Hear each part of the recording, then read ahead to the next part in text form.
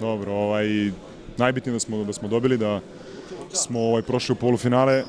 Mi smo na početku izgledali dobro, sigurno i sam značaj utakmice je verovatno doprineo da budemo malo u grču, ali dobro, uspeli smo da se vratimo, vratimo, što kaže Salo, naše stvari, da sprovodimo na teren sve ono što vežbamo i rezultat nije izostao.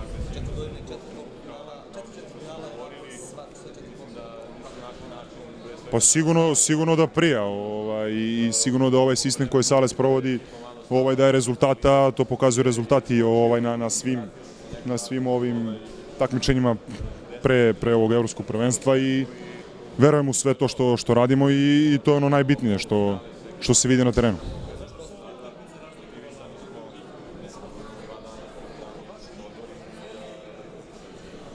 Pa tako je, to je ono što mi na sastancima i na treningu radimo. Mnogo je bitno da budemo mirni, da znamo šta hoćemo i zato to izgleda onako možda rutinski, ali do ovog nivoa treba mnogo treninga, treba mnogo što da bi to izgledalo ovako i svaka čast svima, kao što Sale priča, od prvog dana mi znamo šta radimo, znamo šta želimo da sprovedemo na teren i to je ono što daje rezultate danas. Pa, bitan je rezultat na kraju.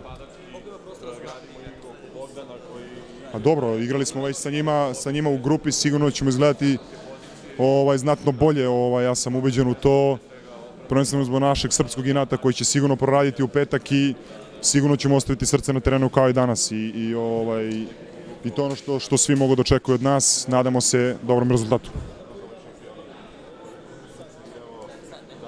Pa, gledao sam danas samo prvo poluvreme, to je ono što sam stigao i nisu blistali u prvom poluvremenu danas, ali su opet ono što ih krasi je to da ne odustaju.